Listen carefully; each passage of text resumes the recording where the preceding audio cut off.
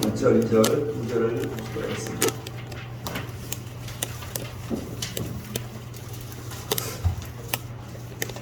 구약성경 22페이지입니다. 창세기 22장 1절, 2절 말씀이 짧으니까 함께 말씀을 기하도록 하겠습니다. 다같이 시작. 그의 하나님이 아브라함을 시험하시려고 그를 부르시되 아브라함 하시니 그가 이르되 내가 여호와께서 이르시되 내 아들 내 사랑하는 독자 이삭을 데리고 모리아 땅에 가서 내가 네게 일러준 한산 거기서 그를 건져오리라. 아멘. 축복기도 보시면 제가 10대 때 꿈꾸고 20대에 준비하고 30대에 승인받고 원래 40대에 영향을 미치다고 했었는데 40대에 책임을 지고 50대에 영향을 미치다고 좀 바꿨습니다. 공자가 그런 말 했잖아요. 40대 너의 얼굴에 책임을 지라고. 그 말을 따라서 유명한 미국의 16대 대통령 링컨도 40대에 자기 얼굴을 책임지라는 이야기를 했습니다. 그래서 다시 제가 좀 준비하면서 40대에 좀 우리가 책임을 지고 그리고 50대에 그 책임에 따라서 영향을 미치면 좋겠다 싶어서 좀 더 수정을 했습니다. 아무튼 우리 아이들 여러분 위해서 기도하실 때 이 축복처럼 우리 아이들 10대도 꿈꾸고 20대에 준비하고 30대에 쓰임받고 40대에 책임을 지고 50대에 영향을 미치는 귀한 축복의 길을 축원합니다. 2015년 12월에 개봉했던 히말라야라는 영화가 있었습니다.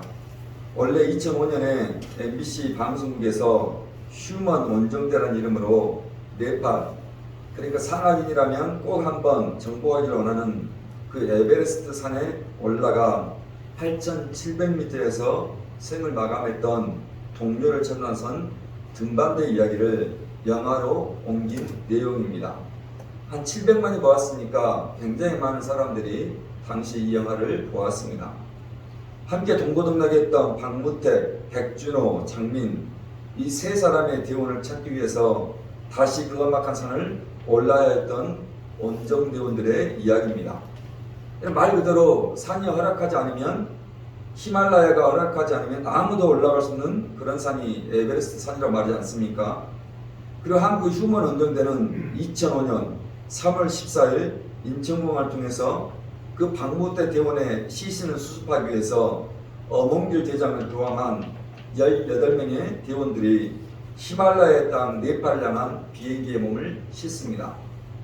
그리고 그 험악한 히말라야를 다시 올라가기 시작했습니다.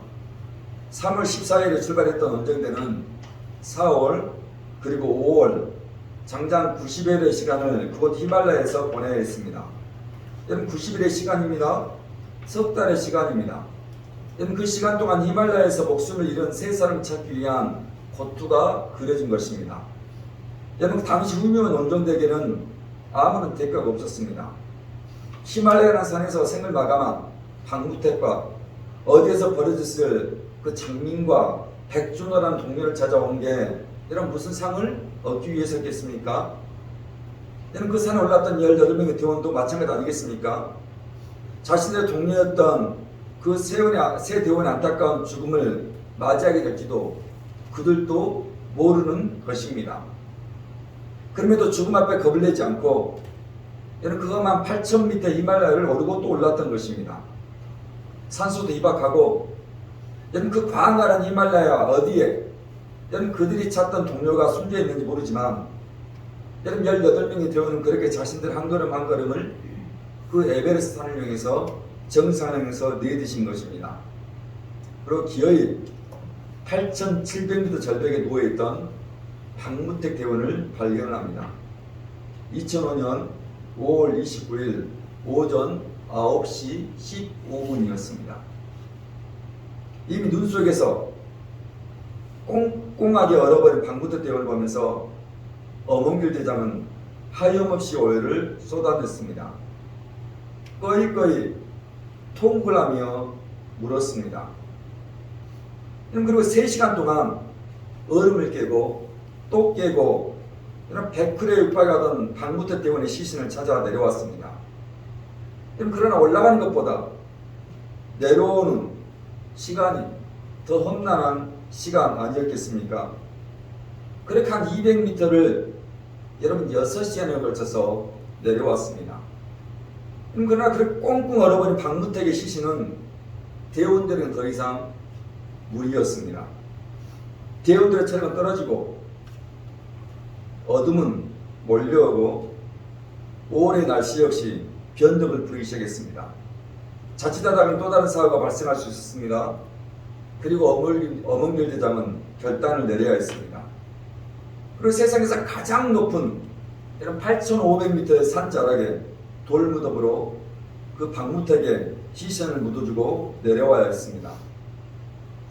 해가 가장 먼저 뜨는 곳, 그리고 저 멀리 티베트 고원이 한눈에 다 들어오는 그곳, 그 에베레스트 8,500m 봉우리를 다 볼 수 있는 산 중턱에 산을 사랑했던 또 산을 소망했던 방무택 대원을 묻고 내려와야 했습니다. 그게 2005년 휴먼 원정대 이야기였고 2015년 히말라야의 이야기입니다. 여러분, 그러면 오늘 그 하나의 말씀, 그 한 단어의 말씀 산은 우리에게 무엇을 말하고 있겠습니까? 오늘 두 가지를 살필 텐데요. 여러분, 산을 왜 오르냐고 물으면 무슨 대답을 합니까? 산악인들이 그냥 산이 거기에 있어서 올라간다라고 말하지 않습니까? 여러분, 그렇다면 거기에 있는 산을 우리는 왜 올라가야 하는 것입니까? 첫 번째, 산은 우리가 순종하기 위해 올라가야 합니다. 다시 창세기 22장 1절 2절을 다 같이 읽겠습니다. 1절 2절 시작. 그 일 후에 아브라함 하시니 그가 이르되 여호와께서 이르시되 내 아들 모리아 땅으로 가서 내가 내게 일러준 한상 거기서 그를. 여러분, 창세기 22장은 전체 성경 66권 중에 너무나 유명한 장면입니다. 여러분, 성경 수많은 이야기 중에 독보적 이야기가 창세기 22장 이야기입니다. 아브라함이 하나님의 약속을 믿음으로 그의 나이 100세의 아들 이삭을 낳았습니다. 여러분, 100세에 낳은 아들이니 여러분, 그 아들이 어떤 아들이었겠습니까? 여러분, 지금도 누뚱이로 태어난 자녀들에게 쏟아내는 부모의 마음이 남다르고 특별하지 않습니까? 여러분, 그는 100세입니다. 여러분, 아버지 아브라함의 눈에 아들 이삭은 그야말로 눈에 넣어도 아프지 않는 아들 아니겠습니까? 그런데 갑자기 하나님께서 아브라함에 말씀하시는 것입니다. 내 아들, 네가 사랑하는 독자 이삭을 데리고 내가 내게 일러준 한상 거기서 번제로 드리라는 것입니다. 여러분, 번제로 드린다는 의미는 아이를 죽이라는 것입니다. 여러분, 죽이는 것으로 끝나지 않고 번제라고 얘기했으니까 그 아이를 갈갈이 토막을 내라는 것입니다. 팔과 다리를, 몸통을, 머리를 잘라내야 했던 것이고 그 내장을 다 끄집어 내는 것입니다. 여러분, 말도 안 되는 하나님의 말씀 아닙니까? 여러분, 이해할 수 없는 하나님의 말씀입니다. 자, 아브라함 반응입니다. 3절의 이야기입니다. 3절입니다. 시작. 아브라함이 아침에 일찍 일어나 나귀의 안장 지르고 두 종과 그의 아들 이삭을 데리고 번제에 쓸 나무를 쪼개어가지고 떠나 하나님이 자기에게. 여러분, 한 절 한 절, 한 구절 한 구절을 여러분 3절에서 깊이 보셔야 됩니다. 자, 아침에 일찍이라는 말은 밤이 끝나는 그 시간을 뜻하는 단어입니다. 아브라함은 한밤을 뜬 눈으로 지칠 것입니다. 오늘 말씀처럼 하나하나 뭘요? 나귀를 준비하고 나귀 안장에 며칠지 모르지만 먹을 것들을 준비하고 마실 것을 준비를 했을 것입니다. 그리고 가장 중요한 이삭을 주기 위해서 불에 태우기 위해서 번제에 쓸 나무를 쪼개었다고 성경이 이야기를 하고 있습니다. 여러분, 그리고 여기 성경에 등장하지 않았지만 이런 마지막 아브라함이 여러분 준비했던 것이 무엇이었겠습니까? 여러분, 어떤 것을 아브라함이 가장 마지막에 준비했겠습니까? 10절이 아브라함이 마지막 준비했을 그것을 말합니다. 10절입니다. 시작. 손을 내밀어.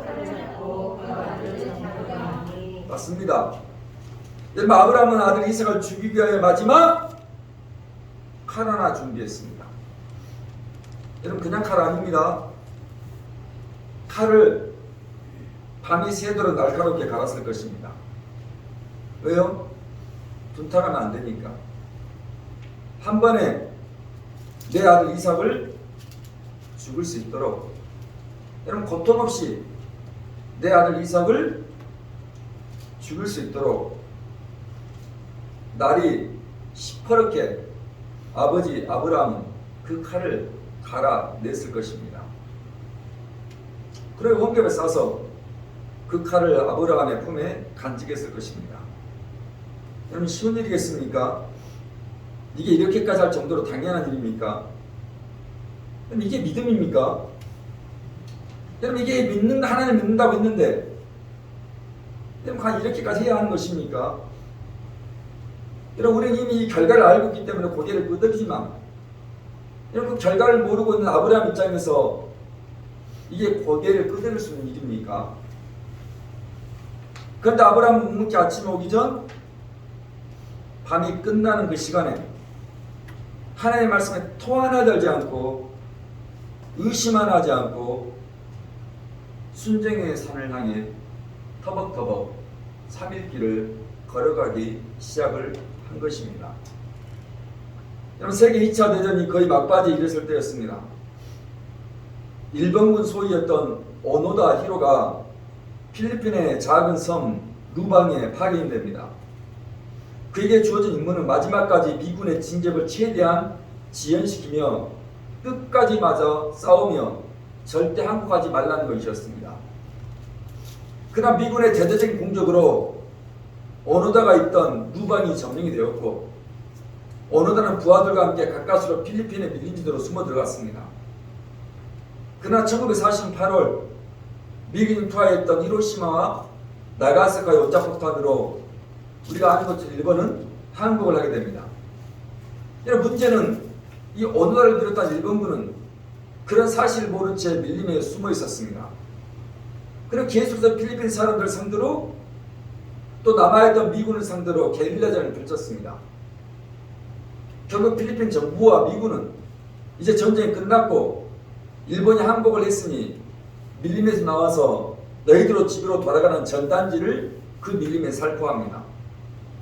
그런데 오노다는 그 전단의 내용을 믿지 않았습니다. 그냥 자신들이 유인하기 위한 계략이라고 생각한 것입니다. 그리고 5년이 지났지만 오노다를 비롯한 남은 일본군은 계속해서 끊임없이 게릴라전을 필리핀 땅에서 펼치고 있었습니다. 결국 미군과 필리핀 정부는 다시 그들의 가족의 편지, 사진, 그리고 일본 천황의 직필 친서를 또 살포했습니다. 여전히 오노다는 미군의 계략으로 믿지 않았습니다. 부하들과 함께 전투를 계속해 나간 것입니다. 그리고 1970년 마지막 일본군이 그 필리핀 지역 경찰과의 교전 끝에 사망을 하게 됩니다.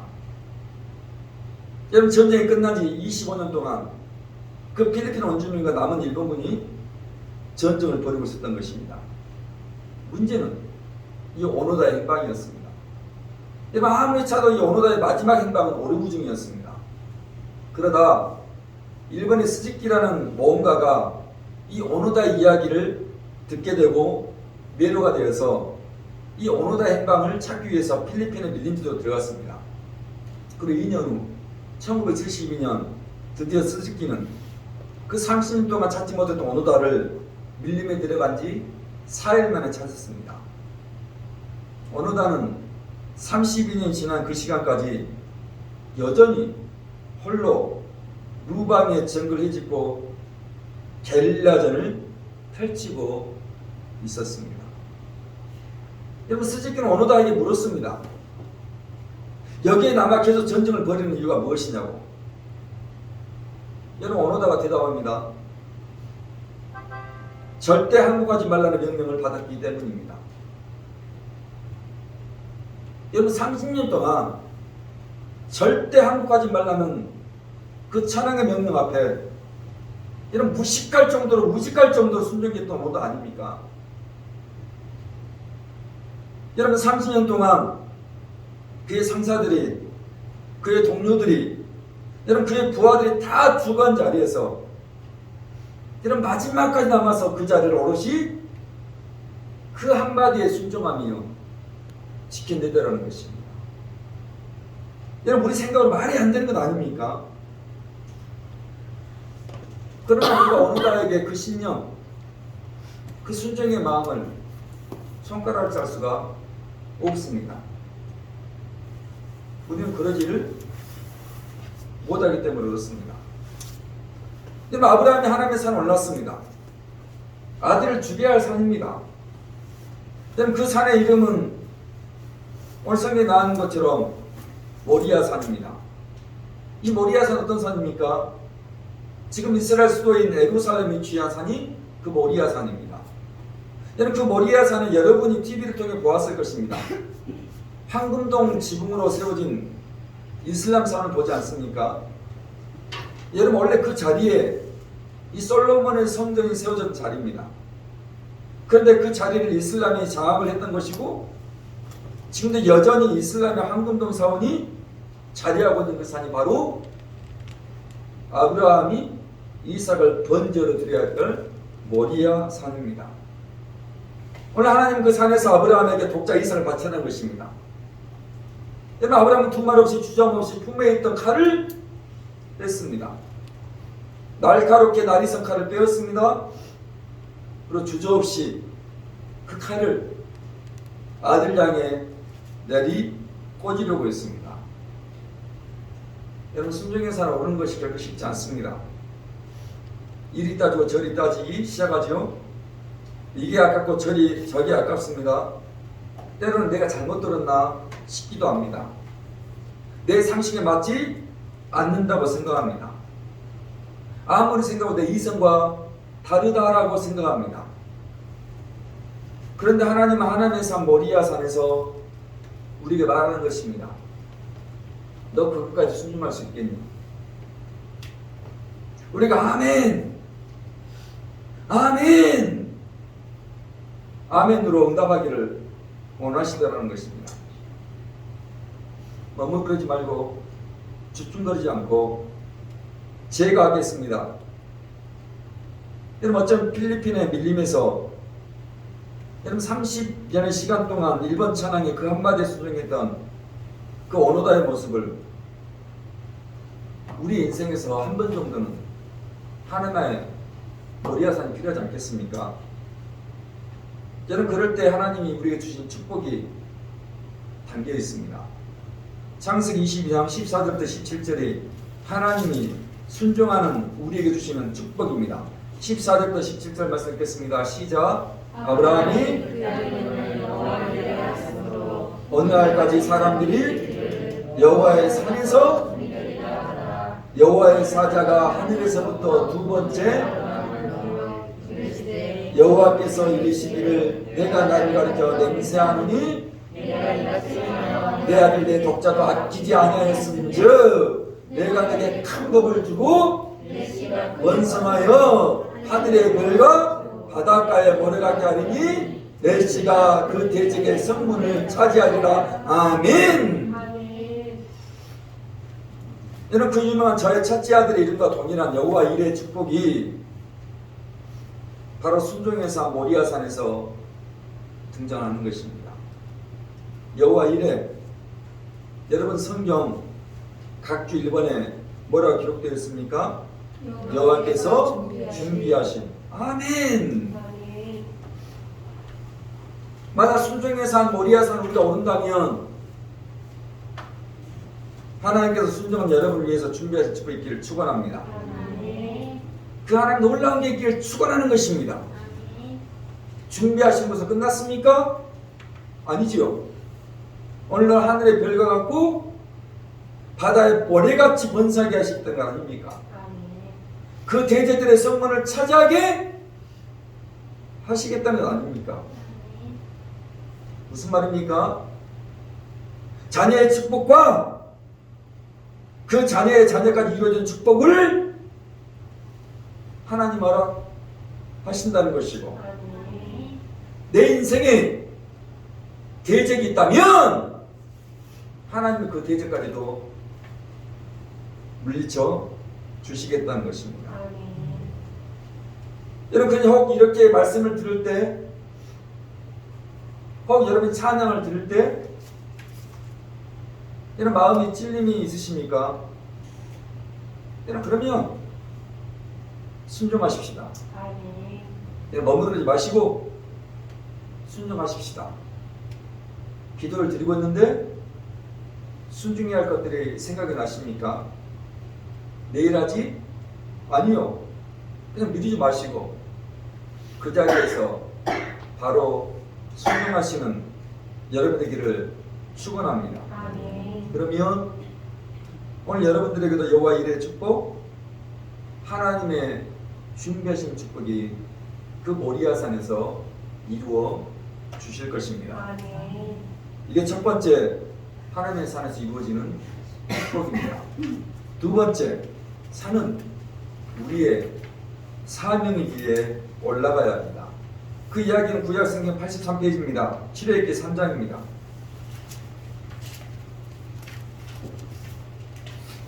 두 번째 산, 그 산은 사명의 산인데요. 출애굽기 3장 1절, 2절, 9절 함께 읽겠습니다. 다 같이 시작.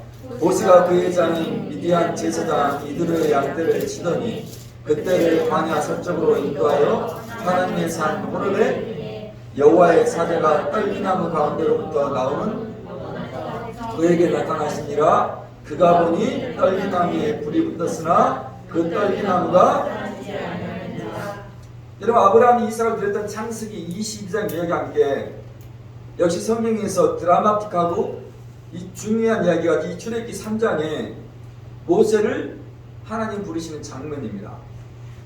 이런 모세 이야기 역시 여러분이 익숙하게 들었던 내용 아닙니까? 이스라엘 백성들이 애굽에서 이집트에서 종살하고 있었습니다. 애굽의 다스림 가운데 있었습니다. 애굽 왕 파라오가 이스라엘 백성들을 보니까 안 되겠다 싶었습니다. 그래서 남자아이가 나면 다 죽이라는 명령을 내렸습니다. 여러분, 그 자리에 모세 역시 피할 수 없는 운명이 되었습니다. 여러분, 그런데 모세의 어머니와 아버지는 그 핏덩이 아이를 어떻게든 살려내었습니다. 당연하지요.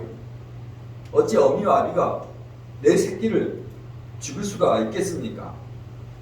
그러나 석 달 90일이 되어 더는 이 아이를 숨길 수가 없어서 어머니는 나일 강가에 아이를 갈대 상자에 담아 보내야 했습니다.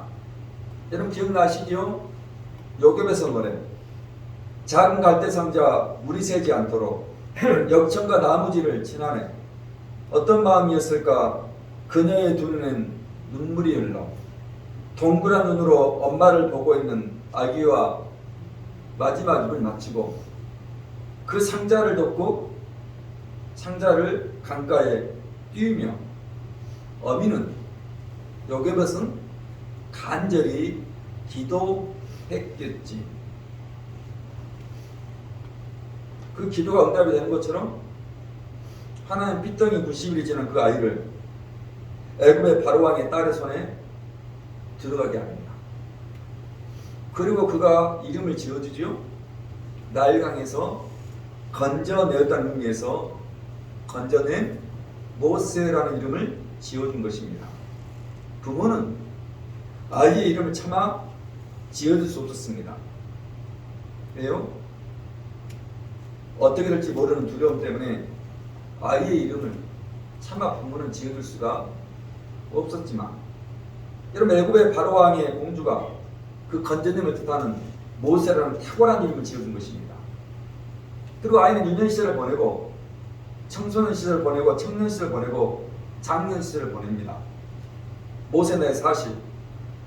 그리고 모세는 자기의 동족이었던 이스라엘 백성이 애굽 사람에게 맞는 모습 보고 의분이 일어나 애굽 사람을 쳐 죽이고 그의 민족을 구해 줍니다.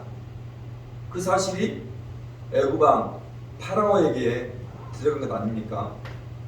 그 자리에서 모세는 도망을 해야 했습니다. 그동안 애굽의 왕자의 신분을 박탈당하고 애굽 사람이 찰 수 없는 미디안 광야, 그러니까 지금의 사우디아라비아 그 광야로 도망을 가야 했습니다. 그리고 그곳에서 다시 40년입니다. 양을 치는 목자의 삶을 모세가 40년 동안 살아가야 했습니다. 이제 모세의 나이 80이 다 된 나이가 되었습니다. 바로 그 80의 나이 모세가 오늘 하나님의 산 어디요? 호렙산에서 양을 치고 있는 중에 놀라운 광경을 목격하는 것입니다. 불에 타지 않는 떨기나무를 본 것입니다. 그리고 불꽃 안에서 여호와 하나님께서 모세를 부르고 있는 것입니다. 그리고 성경 말합니다. 그 호렙산이 무슨 산이라고요?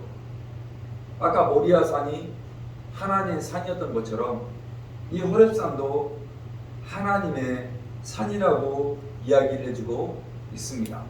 자, 출애굽기 다시 3장 8절부터 10절 말씀을 읽겠습니다. 8절부터 10절입니다. 시작. 여호와께서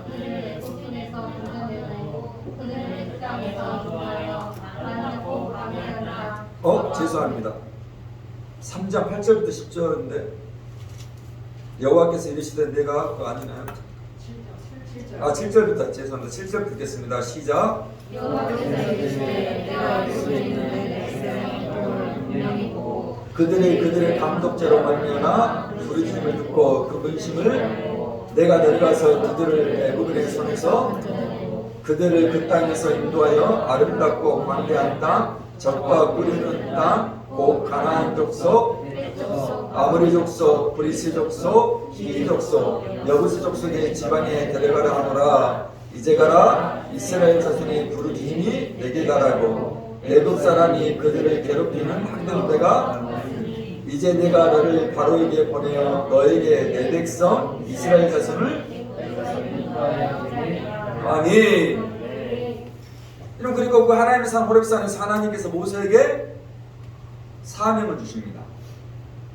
내 백성의 고통을 내가 보았고 내 백성의 부르짖음을 내가 들었고 내 백성의 근심을 내가 안다는 것입니다. 그리고 모세 내가 그들을 애굽에서 내 이름의 뜻대로 건져내라는 것입니다. 그럼 그렇게 아브라함이 올랐던 모리아 산이 순종의 산이었다면 오늘 모세가 올랐던 호렙산은 사명의 산인 것입니다. 바로 그 호렙산에서 모세 나이 80에 하나님이 모세에게 사명을 주는 것입니다. 내 백성을 애굽에서 건져내 달라고 하나님 모세에게 사명을 주셨습니다. 여러분, 사명의 뜻이 무엇입니까? 맡겨진 임무라는 뜻입니다. 영어로 하면요 미션이라고 이야기를 합니다. 지난주 신학교를 함께 졸업하고 10여 년 만에 당시 동기였던 목사님 한 분과 통화를 하게 됐습니다. 대학교 4년, 신대원 3년 함께 다녔으니 7년을 함께 다녔고 또 같은 어간에 목사 안수를 받았습니다. 저보다는 3살 연배가 많은 목사님이십니다. 그동안 페이스북에서 종종 사진이 올라오고 또 글들이 올라와서 안부를, 소식을 알 수 있었습니다. 그렇게 해서 한번 전화를 하고 싶어서 페이스북에 연동된 이 보이스톡을 통해서 연락을 했습니다. 그리고 지나온 이야기, 또 신학교 생활 이야기와 또 함께했던 동기들의 이야기로 한참 수다를 떨었습니다. 그러나 제가 물었습니다. 지금 어디에서 목회하고 있느냐고 물었습니다. 그 말이 끝나기도 전에 저녁에 너머에서 한숨 가득한 목소리가 들려왔습니다. 화 목사, 나 5년 전부터 쉬고 있어. 그 소리가 들려왔습니다. 이 무슨 말이냐고 했더니 5년 전 이 부목사로 있던 교회에서 야외에 현수막을 달다가 그만 낙상사고를 당했다는 것입니다. 그런데 그 사고로 자세한 얘기는 하지 않았지만 교회를 사임하게 되었다는 것입니다. 아니 어떻게 그럴 수 있냐고 제가 재차 물었습니다. 그러면 제가 또 물었습니다. 나올 때 보상은 받았냐고 물었습니다. 지하철 너머에서 침울한 소리로 제게 목사님 말했습니다. 황 목사, 교회가 더 심한 곳이잖아. 목사가 더 심한 사람이잖아. 그 소리를 제게 하는 것입니다. 그럼 제가 얼마나 화가 났겠습니까? 아무런 보상도 받지 못하고 그야말로 쫓겨나다시피 나온 것입니다. 그때 그 목사님 나이가 벌써 50에 가까운 나이 아니었겠습니까? 이런 막상 나오니 막막한 것입니다. 이런 그 50의 나이에 어느 교회에서副목사로 들어갈 수 있었겠습니까? 그 50의 나이에 어느 교회도 그를 불러주지 않았습니다. 그렇다고 50의 그 나이에 다시 교회를 개척할 수도 없는 것 아닙니까? 그렇게 해서 5년 전부터 교회 사역을 쉬고 있다는 것입니다. 더 하나님의 일을 할 수 없는 지금이 되었다는 것입니다. 그럼 어떻게 생활하냐고 제가 물었더니 그냥 여기저기 노가다도 다니고 정부에서 지원한 공공근로에 나가고 있다는 것입니다. 사모님도 몸이 편치 않아 집에 쉬고 있다는 것입니다. 여러분, 저도 목사고 저도 50의 나이입니다. 20년 전 하나님의 부름받고 사명받아 신학교 다니고 신대원 졸업하고 목사 안수 받아 몇몇 교회 전도사로 강도사로 그리고 부목사로 사역을 했던 그분이고 접니다. 저는 그렇게 10년 넘게 사명 따라 교회에서 사역을 했지만 이제는 더 이상 사역을 할 수 없게 된 것 아닙니까? 여러분, 가정형편도 그렇고 55라는 그 나이를 이제는 어느 누구도 찾지 않는 나이가 되어오른 거 아닙니까? 함께 신학교를 다니면서 당시 그분이 학교 임원도 했었고 저희 과 대표도 했었고 정말 성실한 동기 목사님이셨습니다. 그냥 큰 목회는 못하더라도 알차게 목회를 잘하고 있을 거라 생각했던 동기였습니다. 그냥 속상하고 답답하고 화가 났습니다. 하나님께 속상했고 저는 현수막을 걸던 낙상했던 목사님 그렇게 방치하고 쫓아내버린 교회와 그 교회 목사에게 화가 났습니다. 그리고 사역을 쉬고 있는 동기 목사님의 마음 때문에 답답했습니다. 전화 끝내고 제가 할 수 있는 것이 없었습니다. 그리고 카톡으로 치킨 세트를 선물하며 담아 보냈습니다. 가족끼리 오붓한 시간 지내가 가지라면서 그리고 힘내시라는 말과 함께 보냈습니다. 그리고 그날 작정한 시간인 6시에 그 동기 목사님을 위해서만 기도했습니다. 하나님께서 사역의 문 열어달라고 다시 사명의 문 열어달라고. 제가 12월 달에 이 주일 이 시간에 그 목사님을 초청해서 함께 설교 듣는 시간을 가지려고 합니다. 오늘 여러분에게 맡겨진 사명의 자는 어느 자리십니까? 여러분, 특별한 건 아닙니다. 여러분이 있는 그곳이 여러분의 사명의 자리입니다. 목사니까, 다시 말씀드립니다. 선교사니까 아닙니다. 제 자리나 오늘 여러분 있는 그 자리나 하나님의 눈높이에서는 똑같은 사명의 자리입니다. 어느 청소부에게 그렇게 질문하지 않았습니까? 청소부가 무엇을 대답했습니까? 나는 지구의 한 귀퉁이를 청소하고 있습니다. 너무 근사하지 않습니까? 우리 나주면 교회가 여기에 있다고요? 네. 지구의 한 모퉁이 성종dom에 우리가 책임져야 할 사람이 있기 때문에 우리 교회가 있는 것이고, 오늘 여러분들이 왜 학생의 자리에, 여러분들이 왜 그 직장의 자리에, 간호사의 자리에, 학원의 자리에, 때로는 가정주부의 자리에 있는 것입니까? 네. 하나님이 그곳에서 그냥 이 사명 감당하라고 지구의 모퉁이 그거 하나 책임지라고 하나님이 우리에게 사명을 허락해 주신 것입니다. 그래서 저는 사명을 이야기할 때 또 소명을 이야기할 때 자꾸 특별한 사람, 특별한 주시는 사람들이 뭐 사명자라 소명자라 그 말은 너무너무 화가 납니다. 왜 그들만 소명자고 왜 그들만 사명자입니까? 아닙니다.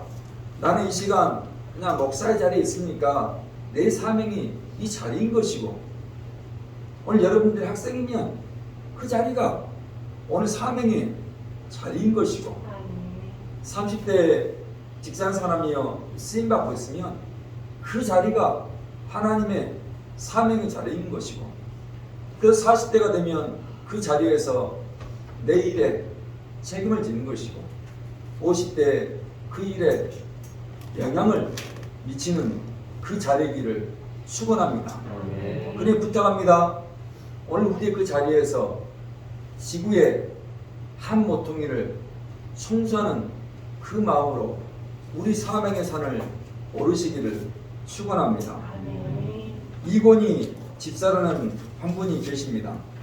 이분에게 하나님께서 가장 높은 곳, 가장 거대한 곳에서 자신을 예배하라는 하나님의 음성을 듣습니다. 그 음성에 이분이 짐을 싸서 설교 소리에 말씀드렸던 휴먼 원정대처럼 네팔에 있는 여러분 지구에서 가장 높은 곳 히말라야 에베레스트 산장에서 올라갔습니다. 말이 됩니까? 가장 높은 곳, 가장 거대한 곳에서 자신을 예배하라는 그 하나님의 소리에 이분이 문득 그곳은 에베레스트라고 생각하고 짐을 싸서 그 히말라야를 향해서 올라간 것입니다. 그러나 현재 여건상 더는 올라갈 수 없습니다. 그리고 4,000m 지점인 설악산이 한 2,000m 됩니다. 그 베일을 올라간 거 아닙니까? 그 4,000m 지점 베이스 캠프까지 올라가는 것이 전부였습니다. 그래서 더 이상 올라갈 수 없어서 모두가 그곳에 떠나고 홀로 그분이 남았습니다. 그 4,000m 높이 산에서 하나님과 약속대로 하나님 저 여기 왔습니다. 그 말이 끝나기가 무섭게 그분의 표현입니다. 머리끝에서 발끝까지 이제까지 경험하지 못한 성령의 강력한 임재하심을 그가 그 4,000m 산에서 경험하게 되더라는 것입니다. 그리고 홀로 1시간 동안 하나님을 찬양하고 무릎 꿇고 하나님을 예배하는 시간을 드렸던 것입니다. 그렇게 한국에 돌아왔는데 자꾸 자신 안에 또 다른 하나님의 말씀이 임하더라는 것입니다. 오늘 네가 올라간 그 산이 가장 높고 가장 거대한 산이라는 물음이 자기 안에 계속 들리더라는 것입니다. 그래서 다시 그분이 아브라함처럼 즉각적으로 그 말씀에 순종하기 위해서 짐을 다시 뿌리고 일반인 산악인이 프로 산악인 말고요 일반인 산악인이 오를 수 있는 히말라야 에베레스트의 최고의 높이였던 5,400m까지 올라갔습니다. 다시 그 5,400m에서 이곤이 집사는 하나님을 찬양하고 예배를 드리며 여러 장의 사진을 찍었습니다. 그리고 집에 들어와 사진을 보니까 사진 속에서 놀란 장면이 찍혀 있었습니다. 예수님의 십자가의 형상이 그 사진 속에 담겨 있었습니다. 가장 높은 곳, 가장 거대한 곳, 그 히말라야 에베레스트에서 예배하라는 그 하나님의 음성에 그 집사님은 즉각적으로 순종의 산에 올랐던 것이고 2번에 걸쳐서 히말라야 에베레스트 산에 올라가 그 하나님을 찬양하고 예배를 했던 것입니다. 여러분 이곤 24가 히말라야 에베레스트 산에 오르기 전에 만들었던 찬양이 있습니다. 여러분 그 찬양 어떤 찬양인지 아십니까? 주보에 실려 있습니다. 다 같이 주보에 있는 찬양 한 절을 다 같이 읽겠습니다. 시작. 주님이 올라가신 그 길 나도 모든 물과 비를 흘리신 그 무게를 나도가오. 험한 산도 바다 끝이라도 하는 죽어가는 자들을 위해 나를 아버지 나를 보내주어 나는 달려가겠소. 목숨도 아끼지 않겠소. 나를. 이 찬양의 제목이 무엇입니까? 사명. 이걸 누가 쓰고 만들었습니까? 이곤이 집사입니다. 말씀 마칩니다. 오늘 여러분이 올라갈 산이 두 개 있습니다. 순종의 산, 모리아 산이고 또 하나 사명의 산, 호렙산입니다. 어쩌면 순종이 힘들고 어려울 수 있겠습니다. 그러나 우리가 순종했을 때 하나님 주신 여호와의 일의 축복이 여러분과 임하기를 축복합니다. 그럼 오늘 여러분 있는 그 자리가 사명의 자리인 것을 기억하시고 우리 한번 지구의 한 모퉁이 하나님께서 내게 맡겨진 그 한 모퉁이 내가 쓰고 있다라고 생각해 주시고 저희 동기 목사님 이름이 장만길입니다. 이름도 좀 촌스럽지 않습니까? 전라도 진안한 마이산 말귀 2개 그 수모를 됐거든요. 몇 년 전에 그 지역에 사는 어쩌면 우리가 보기에 그냥 촌놈 목사님입니다. 그러니 마음껏 사역한다는 것이 더 쉽지 않은 나이입니다. 12월 달에 제가 연락해서 이 시간 예배 시간에 함께 여러분께 예배 드릴 때 여러분 정말 다시 한번 죄송하지만 우리 그분에게 우리의 마음을 함께 나눌 수 있는 그날 드린 헌금 그 목사님 가정을 위해서 제가 드리도록 하겠습니다. 시간은 내가 정해지는 대로 여러분께 말씀드리고 우리 장만길 목사님이십니다. 위에서 여러분들이 기도해 주시고 우리 목사님 사명의 자리에서 다시 사명 잘 감당할 수 있는 목사님 됐으면 좋겠고 우리 교회가 그 목사님의 그 사명의 첫 기름 부으심의 자리가 됐으면 좋겠다는 생각을 전화 끝나고 나서 제 마음속에 많이 가졌습니다. 여러분 위에서 시간 남기마다 기도해 주시는 축복의 길을 축원합니다. 이 시간 우리 사명이라는 찬양 우리 함께 부르며 예배를 드리겠습니다.